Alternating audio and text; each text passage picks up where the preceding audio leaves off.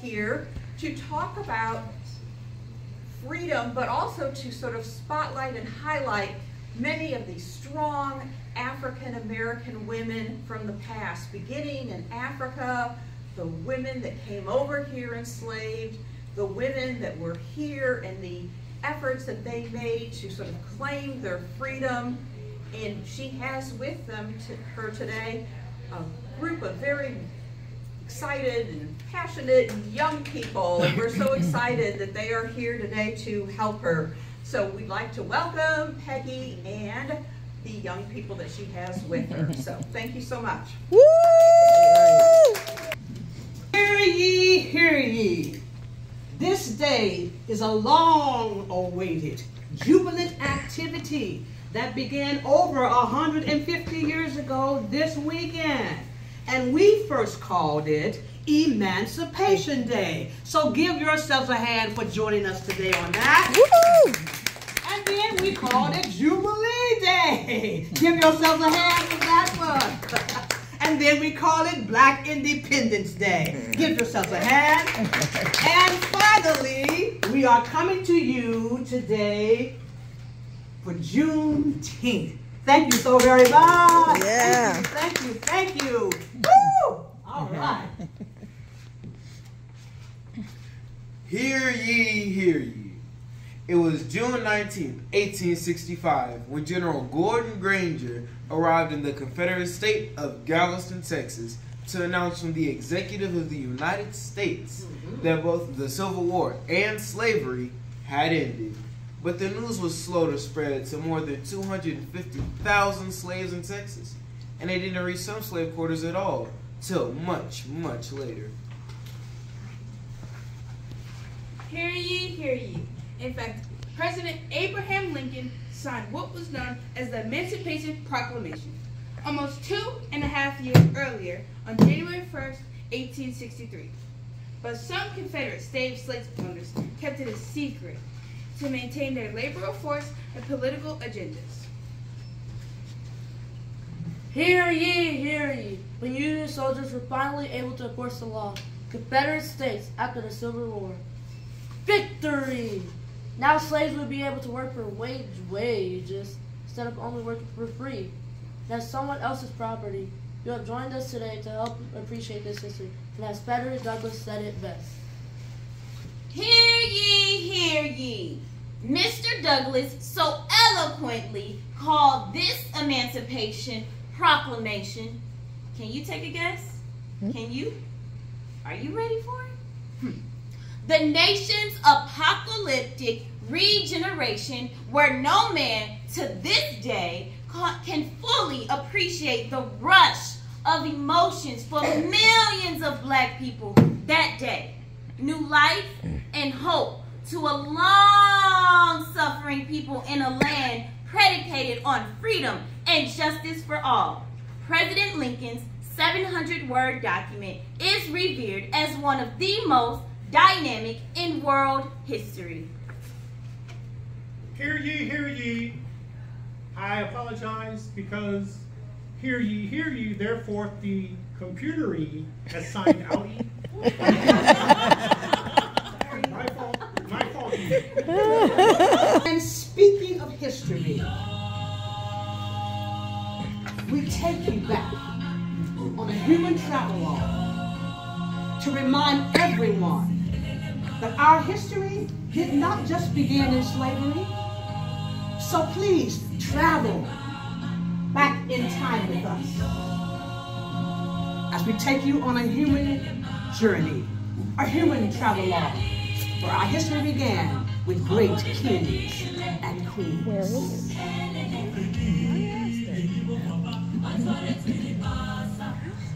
Oh, you never told us to hold on the lifeless one. Get a copy.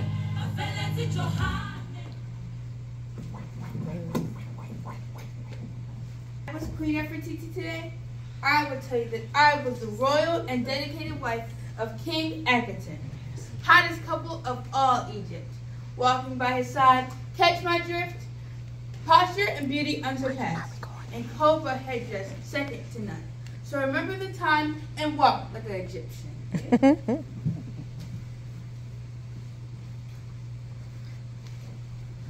If I were King Samori Tory, I would tell you that they call me the Black Napoleon of Sudan. Because I had the ability, courage, and charisma of the French colonial expansion for 18 long years. My skillful negotiation for my mother's capital return back to Sudan demonstrated my astute military prowess.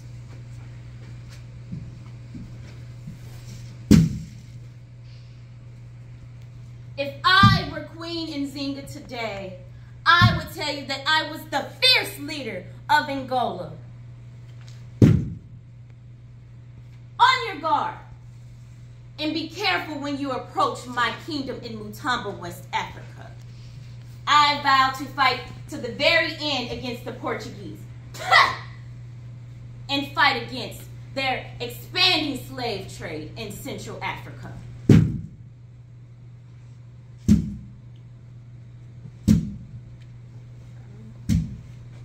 If I were King Mansa Musa today, I would tell you to make no mistake about it. I was the richest human to have ever lived, King of Mali. But my grand scale operations, flamboyancy, and gold never diminished my love for my kingdom. I crashed your stock market through business as usual. Yes, we were once rulers of great empires, magnificent kingdoms like Kush, Ghana, Mali, Songhai, and Ethiopia. Egypt, gift of the Nile River. Ethiopians, black, brown, caramel, dark, caramel, mahogany. We were kings and queens, dressed in royal garments, woven with gold and set with pearls. Our thrones were like chariots, covered with gold paint, and our soils were rich and black. Now, we were the beginnings of civilization. But in our efforts to gain power over one another's tribes, we weakened. Prophets from that new world tempted our great African chiefs. You see, we began to sell, barter, trade ourselves, all for the greater good, so we thought. Oh my. Transferred into belly of ships, long, long, long ways. We were the power. We were the dominant force. Hands chained, left leg to right leg to left leg to right leg to left leg. From 1,000 villages and towns, they took us from our motherland, screaming and crying, facing a new and strange land, never to be found again. Left leg to right leg to left leg to right leg to left leg, to America. Now, although our great kings and queens made an apology for their position in the slave trade, it was much too late. But nevertheless, we accept those apologies, and they vowed to never, ever let their kingdom or their continent or their countries ever go in such a demise. We thank you so, so very much. Left leg to right leg to left leg to right leg to left leg to right leg to left leg to America.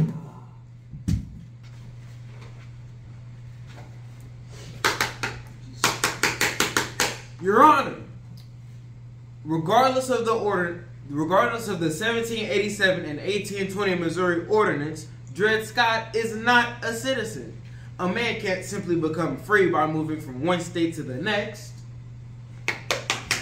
But Your Honor, Dred Scott lived in the state of Illinois with utter slavery is prohibited. And therefore, when he's brought back he should be remain free. Once a man is free, he is always free. Oh, freedom. Oh, freedom. Oh, freedom over me, over me. And before I be a slave, I be buried in my grave, and go home to my Lord and be free, and go home to my Lord and be free.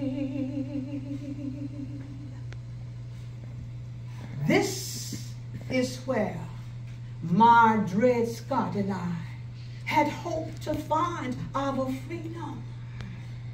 The courthouse of the United States government. Reverend Anderson had told us all along that because we lived in Illinois, we was free. And I believe we was right in doing what we did. I know fully that suing for our freedom was the right thing to do. But this here country wasn't ready to hear that black men and women should be free. So my poor Dred Scott and I were judged to be nothing. Nothing but somebody else's property. The highest court in this land, the Supreme Court, ruled that we was property. And as I see it now, looking back, our case was nothing but another bloody step towards that awful silver wall. Did you know that my Dred was a quiet man? Yes, he was. But I know he must have burned inside at the thought of being owned by another man. And in a way, I'm sure he must have suffered more than I did. For you see, I could at least put my anger into words and in them tears. But oh, my poor Dred Scott, he just kept it all locked up inside of himself, like a steel cage around his heart. And then once that court case was over, and all the newspapers decided we was famous, they took our picture.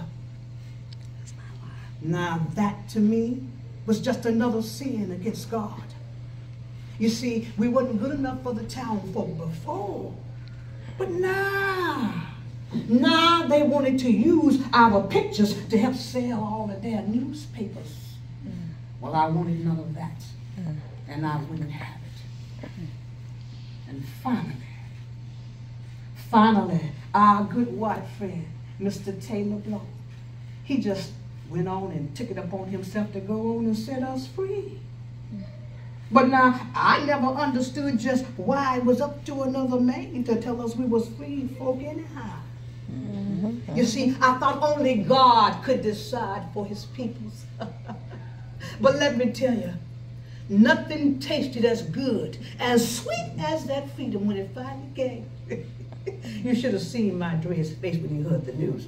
Oh, it could have lit up this here entire courtroom. And then he lifted out two little daughters, Lizzie and Liza, clean off their feet, child. And then he just danced. And he danced. And he danced all around that courtroom. Me? Oh, shoot. Me, I just laughed.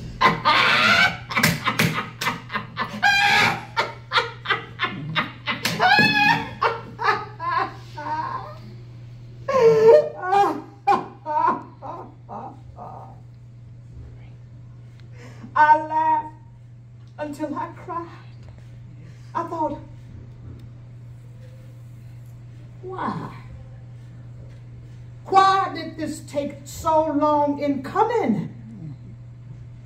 My poor Dred Scott, He died the next year. Man lived his whole life as the property of another man. He breathed free for 1 year and some odd months. And then he died. Well, I don't know much about the law of this hill land, but I know what's right. Someday people all over the country going to be free. And I'm so very happy to know that that court case that me and Dred Scott started, oh, it changed the 13, 14, and 15 amendments.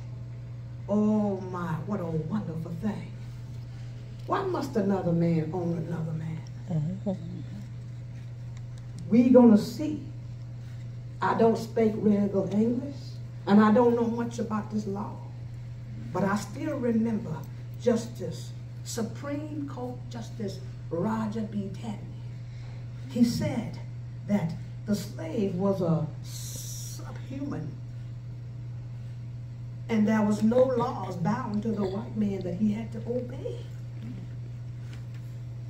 But we move on, because the war on justice and freedom for everywhere, all over this hill land, all over the country, all over everywhere, we're going to be free someday. Do y'all hear what I'm saying? Mm-hmm. I'm telling you, every country that's under attack, we're going to be free someday. Oh, freedom. Oh, freedom. Oh, freedom over me, over me. And before I be a slave, I'll be buried in my grave and go home to my Lord and be free. Yes, Lord, yes.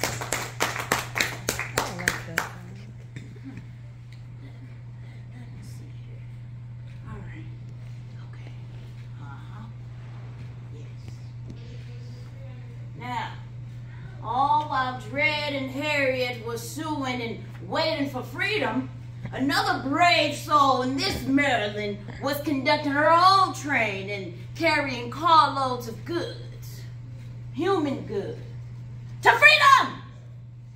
You know her story. In fact, the Scots sued some years before this next she wrote and made her way, her famous getaway, again and again and again and again.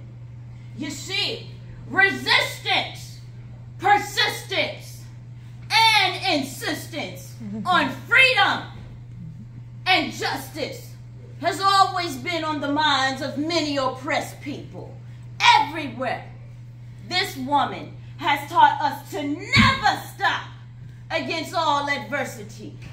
Please welcome Harriet Tubman. Follow the drinking goal. Follow the drinking goal. For the old man is waiting there to carry you to freedom. Follow the drinking goal.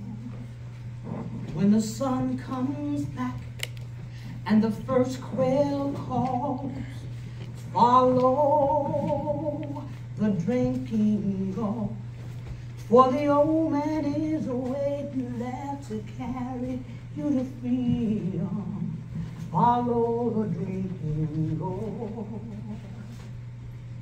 Follow the drinking goal. Follow the drinking goal.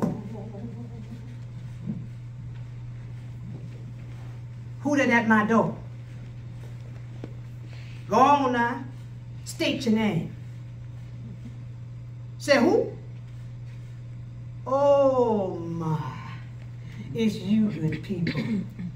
I was so afraid that you wouldn't find your way that I stopped and said a little prayer that the good Lord would find you, help you find safe passage here. Well, I'm glad you folks made it. Come on in here. Sit on down by the fireplace right here under my big old mantle here.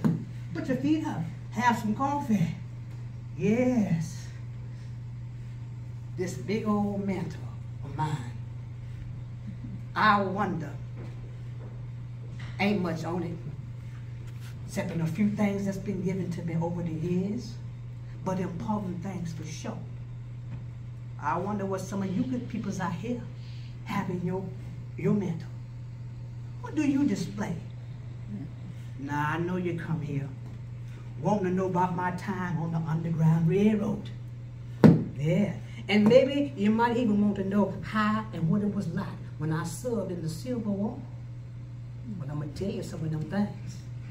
Yes, indeed. But as I was cleaning before y'all got here, so glad you made it. This big old mantle here reminded me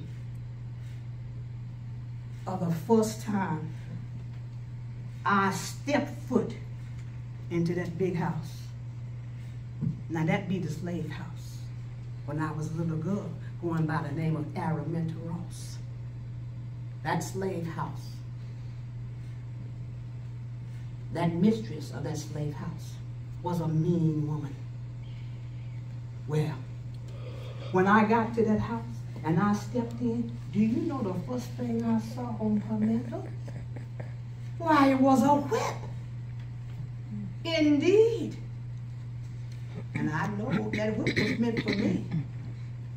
Yes, if I not do anything wrong, I know that I was going to be whipped. Mm-hmm. That whip, you see, it's just like the people that got ownership over you, or the people that got powers over you. They put those things in your head, them visions in your head to make you feel so low, make you feel so helpless, make you feel with no strength at all, that you can't do nothing. But sure enough, I seen that mistress sleep with that whip in her hand, always keeping that power close. And on my first day, I was whooped 5 times before breakfast. I wasn't no more than 7 or 8 years old.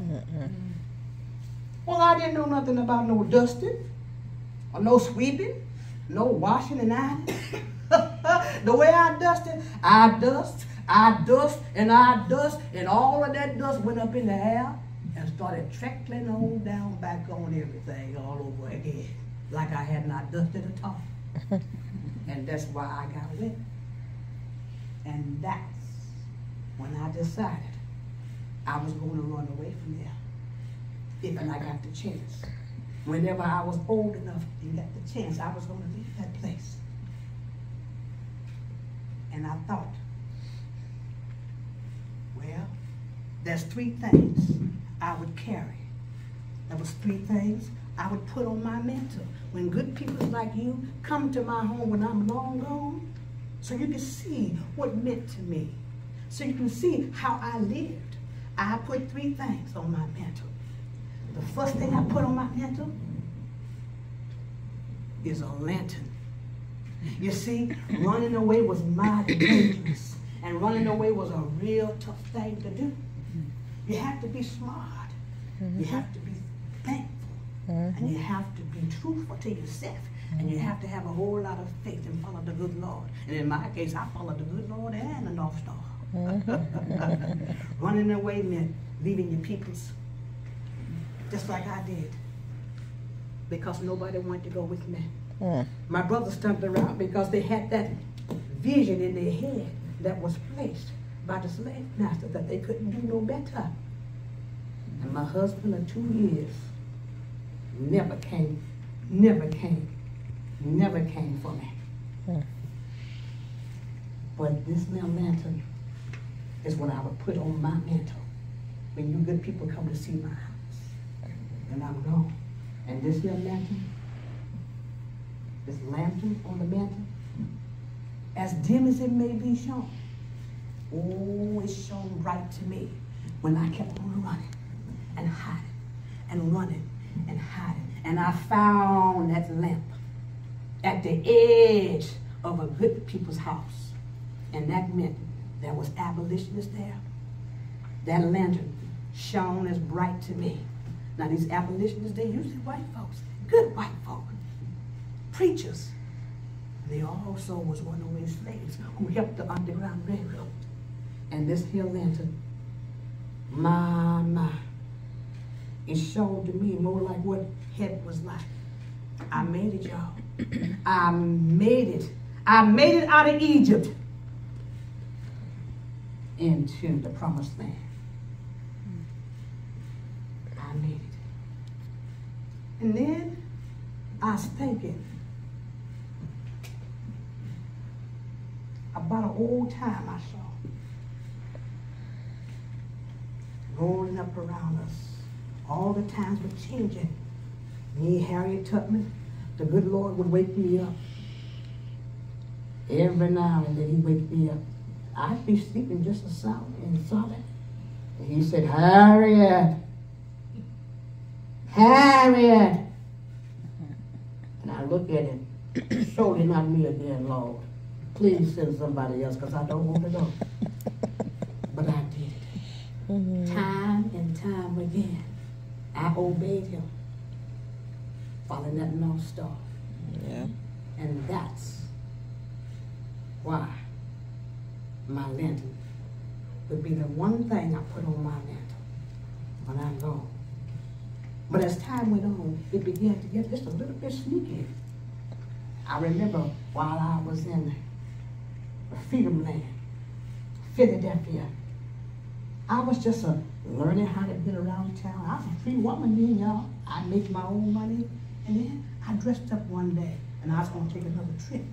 But I put on my best clothes and a big old hat over my head so nobody couldn't see me. And I was walking across that train depot, and who do I see? A slave catcher that would have known me back there in Egypt land, because me and my brother worked for him all the time. So I got clever. I had 2 little chickens with me in a nice little cage. And when I seen that slave catcher coming, oh honey, I yanked on the legs of them 2 little chickens, and them chickens started squeaking and squawking. And then I flapped my head down real low and real hard so he couldn't see anything about me. And I started soothing them 2 little chickens in there. I started soothing them. And you know what he did? He walked right on past me. That's what you have to do. You got to be cunning. You got to be clever. You got to always plan it each time. True. So that's what I did. And then the next thing I think I put on my mantle when good folks come to my house is my pistol. What? Y'all think it's strange I would carry a pistol? Yes, I would. I would carry a pistol, and I would also carry a rifle too if I could get my hands on one. Now this rifle, this pistol, it wasn't for me. No. But if a slave catcher had come from it, you surely bet I would have taken it out and used it on. But no, let me tell y'all something. My weapon was for the slaves. That's right. It was to save them from themselves. You see, it was always about power. That vision in their head stuck so hard they couldn't get it off.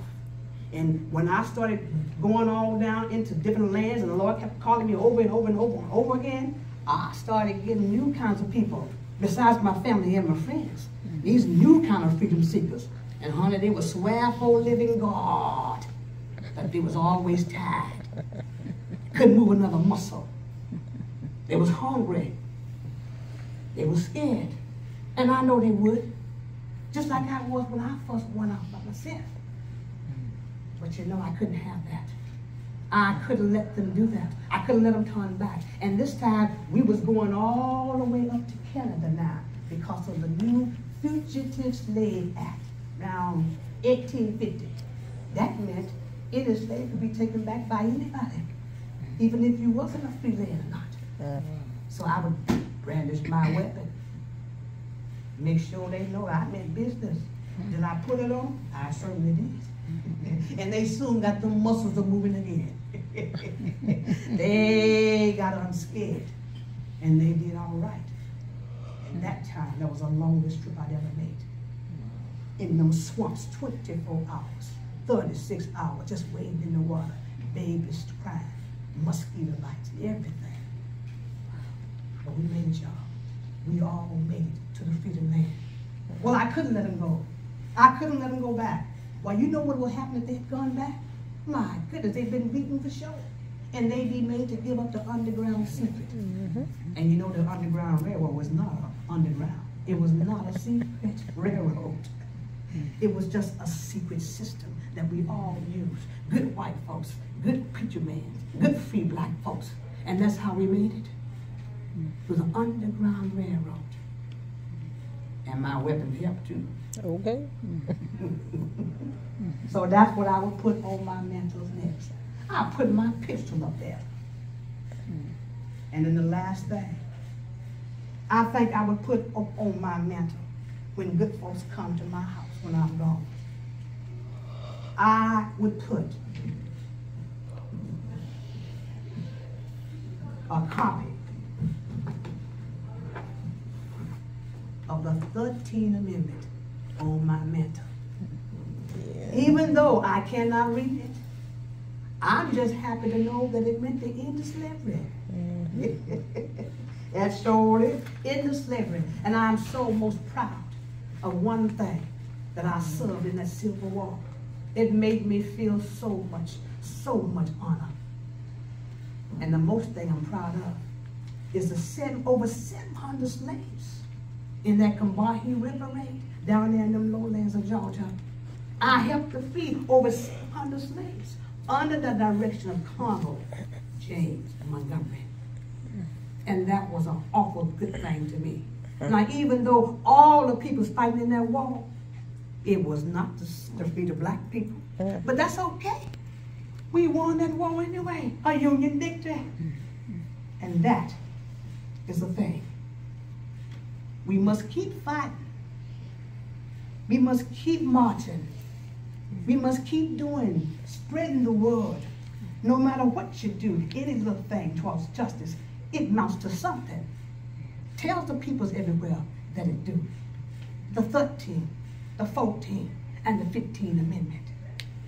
I'm so happy to have been a part of that army. Oh, for the old man is waking out to carry you to freedom.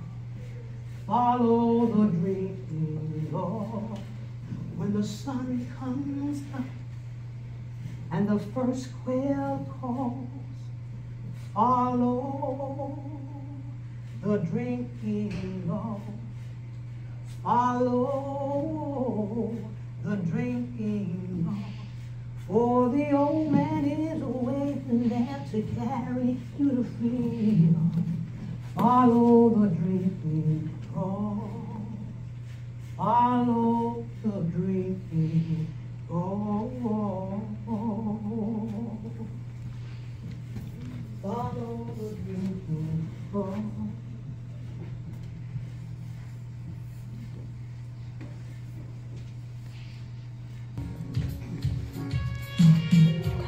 In a world full of differences, who are we really?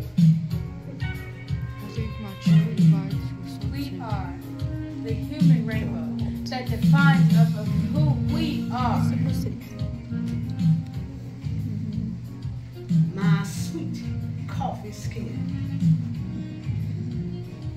My sweet coffee skin.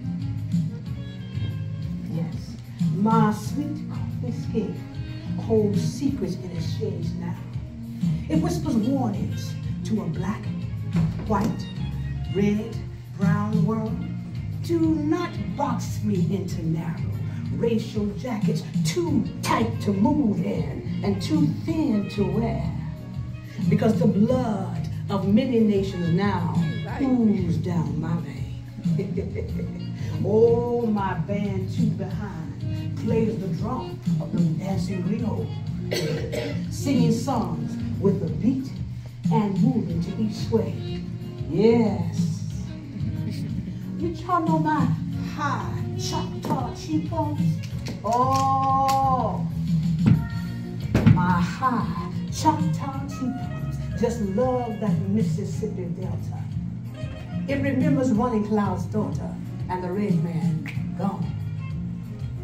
Yes, and my bosom, they angle round like those dog gypsy girls. And little nuts of charms just tinkle around my curves. My almond eyes, honey, always speaks of that tinkling bells of my Eastern jingle sisters with glass chimes hanging down my lid and all those bells kissing my brow. And let me tell you, this dirty red hair of ours, oh yes, it speaks of them there crazy Cajun sisters. Yeah, and that dark Spanish man. My Tibetan thighs, they strut between Dahomey and Brazil. Oh yes, how about it, ladies? My sweet coffee. Bronze. Black. Chocolate. Mahogany. Caramel. What else? Latte. Latte. Vanilla. White. Ah, black. Black. My sweet coffee skin holds secrets in its shades now. Oh, it whispers warnings to a black, white, red, yellow, brown world. We will not wear those narrow racial jackets. Too tight to move in and too thin to wear. Because you see now, the blood of many nations just runs sweetly through my veins, our veins. And that's how I feel about that. How do you feel about it? We are all that we are 100%. How about you? What do you feel about that? We are licensed to be who we are. And we are everything that we are, no matter what, 100%.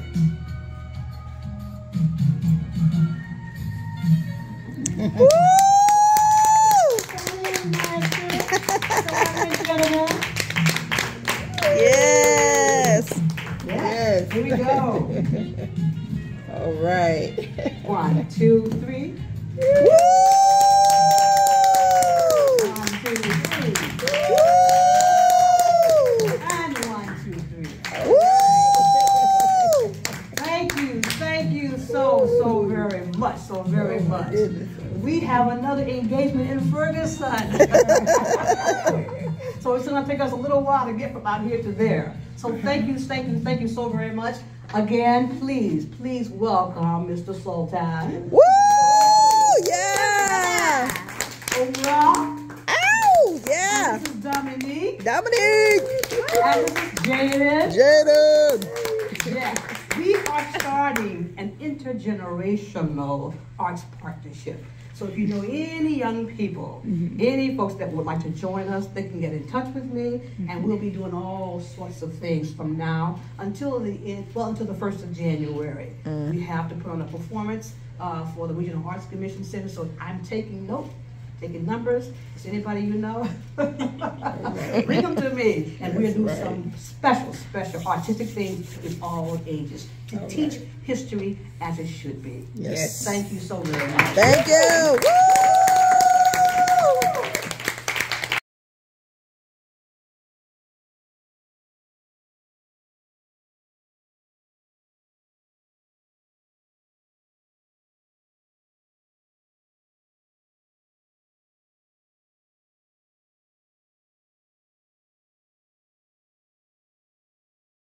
Okay, how about you, Dominique? It was fun. It was something nice to do to remember Juneteenth. Yes. Yeah, I that's definitely it. love it She because said they're it. helping me out. Yes. Hello, Ms. Overall. How about you? Anything you'd like to say? Be an ally and do your research. Yeah, that's good, that's good. How about you, Sultan? Any lasting words?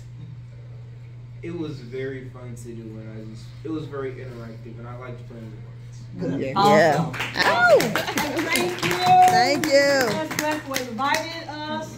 Thank you so very much. It's true.